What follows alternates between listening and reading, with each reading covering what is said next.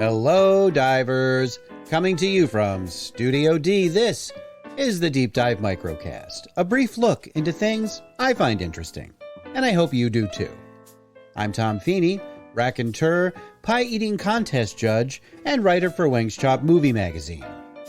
This is a companion series of the Deep Dive podcast where myself and my co-host Manda look at some of the more interesting offerings available on streaming media services. This edition of the Deep Dive Microcast looks into the history of the granddaddy of all streaming services, Netflix.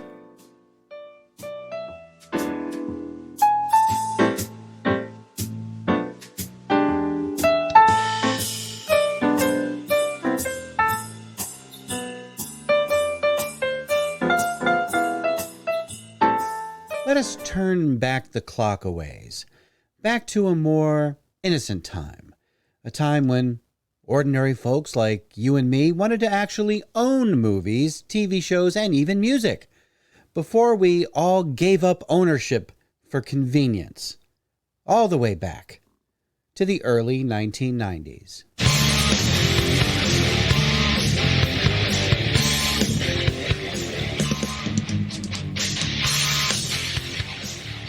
This was a time before the internet invaded homes. Cable TV was still expanding its number of channels, and the video cassette was the format of choice for most movie watchers. Now, there was another intriguing option that was beginning to emerge: VOD, or Video on Demand.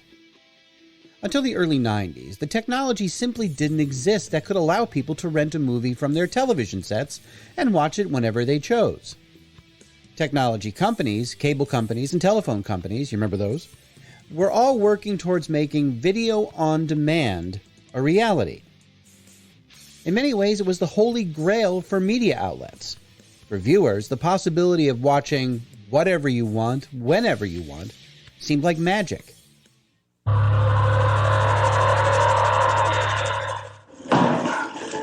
What kind of rooms you got? King size. You got room service? Donuts and coffee. Got entertainment? All rooms have every movie ever made in every language, anytime, day or night. How is that possible? Could your business use the bandwidth to change everything? Ride the light. Quest. Even though the technology behind video on demand got better and better as the decade wore on, most people still went to their local Blockbuster Video to rent their movies. Now, just as video on demand was getting a better foothold on the market, another player was introduced to the game. At the end of 1996, a new video format would begin taking over U.S. households. The Digital Versatile Disc, or DVD, combined the best of the videocassette format, ease of use and portability, with the best of the Laserdisc format, video and sound quality, and, of course, special features. Video stores embraced DVDs almost immediately. They were more durable than videotape, took up less space on shelves, and, most importantly, no rewinding. So you've heard about DVD. Have you seen DVD? Well, this is DVD. It looks just like a CD, but it holds much more information, and it's redefining home entertainment. The world is turning to DVD for a better way to watch movies and concert videos. DVD isn't just better than a VCR, it's amazingly better. DVD gives you a digital picture, twice as sharp as a VCR. The image is cleaner, the colors are brighter. Now movies look the way they were meant to look. And the sound will blow you away. DVDs almost instantly killed the Laserdisc format and hastened the ultimate demise of pre-recorded VHS tapes. The introduction and fast adoption of the DVD format was the first step in the genesis of Netflix. The second was the internet.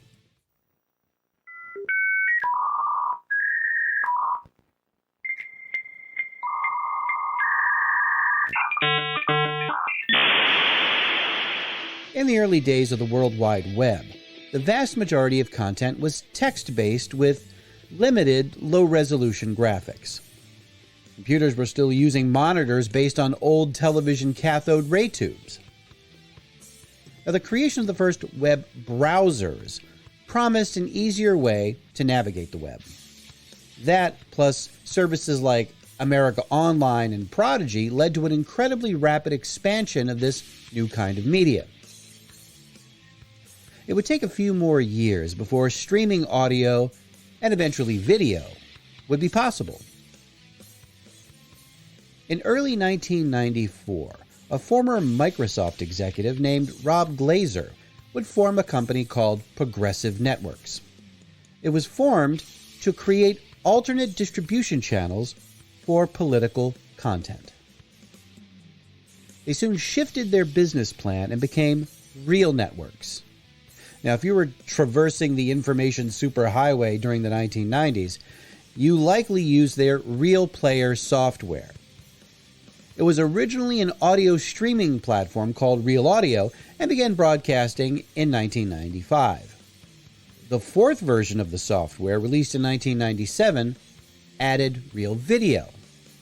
Now, of course, the quality of the streams were pretty low, given the need to compress the audio and video in order to accommodate the much slower internet speeds. But the stage was set for the streaming services that have become so integral in so many of our lives. But that would be years away. If you wanted to watch the best audio and video quality media on your TV, the DVD was your best bet. The internet wasn't quite there yet.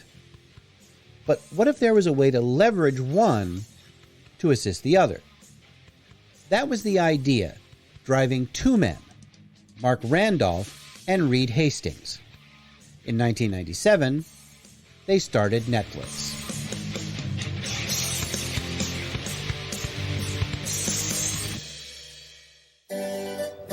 In today's busy world, going to the video store is a hassle. With Netflix, you just make a list of the movies you want to see, and you'll get your first DVDs in about one business day. Keep them as long as you want without late fees.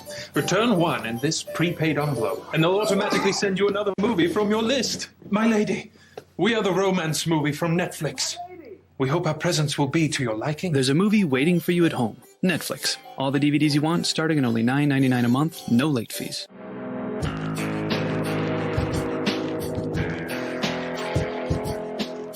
It was a deceptively simple idea. Mail-order DVD rentals. Users would browse DVD titles on Netflix website, put in an order, and Netflix would mail them to your door.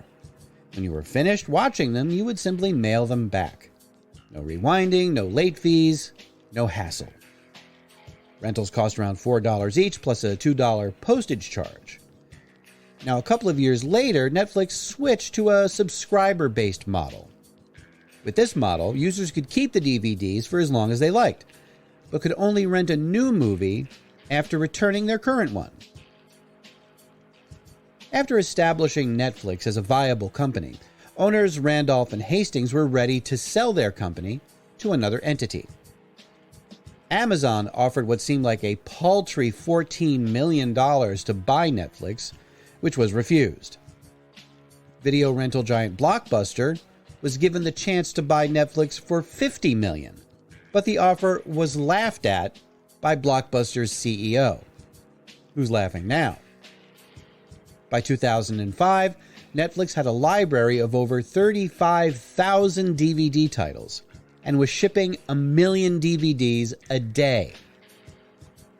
Now, it took some time for that business model to turn a profit. As the new millennium came, the DVD player overtook the VCR in popularity, and Netflix's mail-order business took off. 10 years after the company began its mail-order service, 2007, it shipped out its 1 billionth DVD to a customer in Texas. That same year, Netflix began its streaming service. Data speeds and internet bandwidth had just become robust enough to handle streaming audio and video in sufficient quality to be viable.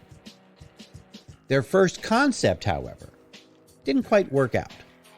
The Netflix box was a set-top box where customers could download movies to the unit overnight in order to watch them later on their televisions. The new box was ready to be launched. Then just before it was to be released, the project was scrapped. The reason? YouTube.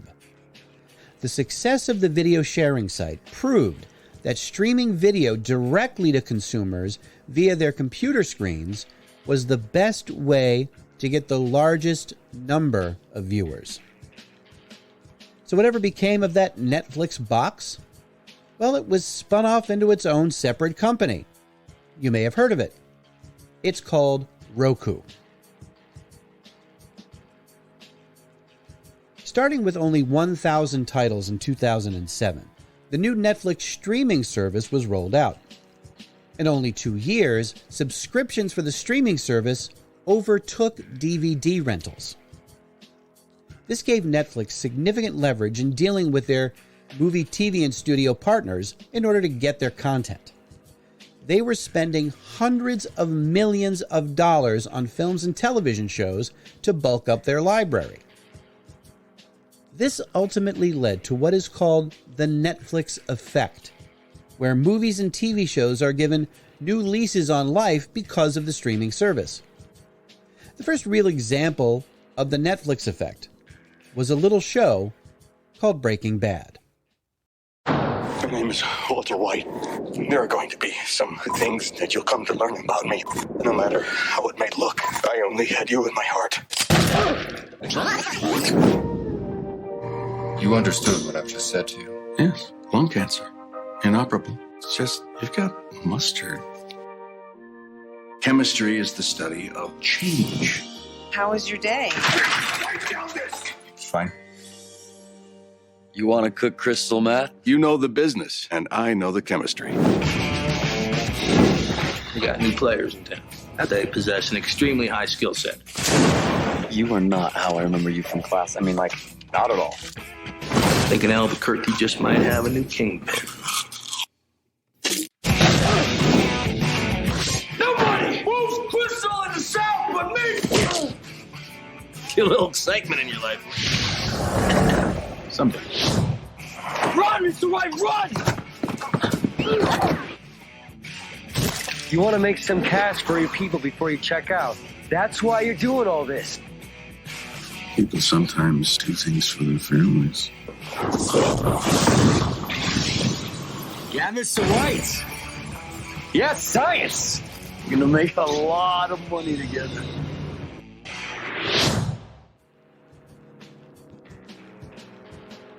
After the show's third season, cable network AMC was considering canceling the show. It might be hard to believe now, but the show's ratings were not where AMC wanted them to be. But after Breaking Bad's first seasons were being offered on Netflix, the audience more than doubled. That translated into bigger ratings for new episodes airing on AMC. Netflix gave the struggling show the boost it needed to get its final 2 seasons. That's the Netflix effect. But success breeds competition, and after seeing Netflix's incredible success, some movie and television production companies wanted to be in charge of distributing their own content on their own terms. That led to studios withholding their new releases from Netflix in favor of their own means of distribution. Netflix had a problem. A lack of new and recent releases meant they had to rely on older, less current content. So what's a streaming service to do? Well, you make your own content, of course. Netflix began searching for and investing in new original movies and TV shows to secure their dominance in the streaming media landscape. Their first few original series gained a lot of attention. One reason? All the episodes were released at the same time. This had never been done. Viewers could watch the episodes at their own pace instead of having to wait every week for a new one. This practice ushered in the era of binge watching, or viewing an entire season of a show in one sitting, more or less. binge watching quickly entered the lexicon and was selected as 2015's Word of the Year by the Collins English Dictionary. With early shows like Hemlock Grove, Orange is the New Black, and House of Cards, Netflix became the first must-have streaming service. Not merely satisfied with just producing television shows, Netflix is also a major player in motion pictures. There have been over 500 feature films produced by Netflix since 2014.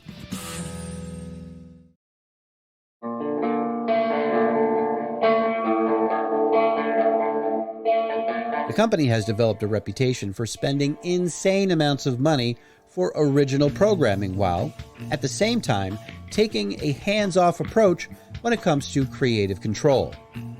This makes for an incredibly attractive environment for content creators. Creators like the Duffer Brothers, who came to Netflix with an idea for a show that paid homage to 1980s horror movies.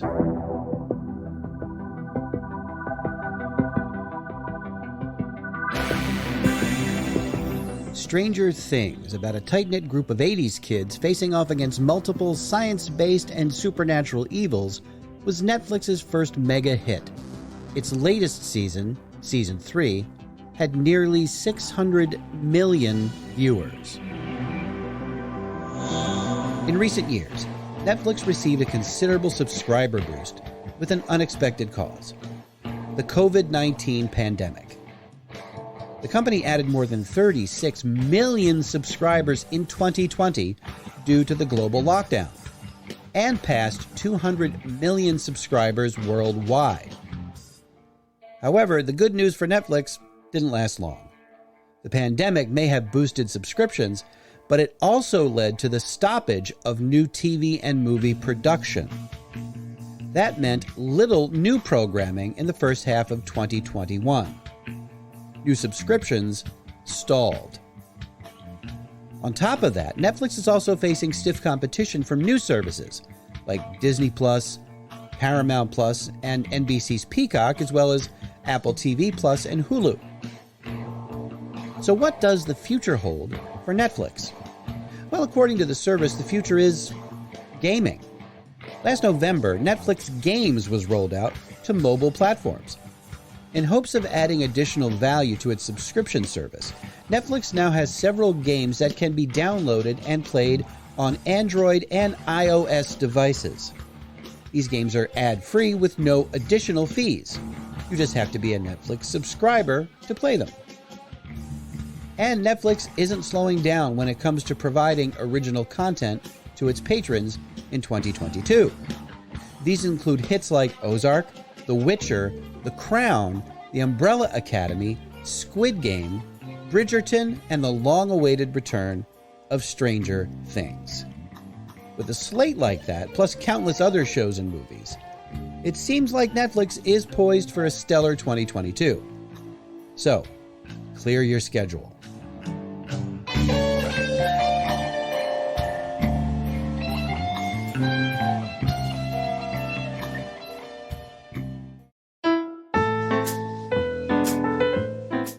Thanks for listening. If this is the first time you've heard this podcast, check out our past episodes and subscribe so you don't miss a single one. And we want to hear from you. Drop us a line at thedeepdivepodcast@gmail.com or on our Facebook, Instagram, or Twitter feeds. You can find links to those on our website, thedeepdivepodcast.com. All clips used in the Deep Dive Microcast are meant for educational purposes only and not to infringe on existing copyrights. The Deep Dive Lounge theme was arranged and performed by Robert Acorn, based on the original composition by Ryan Blaney. The Deep Dive Microcast is a production of Automaton Studios.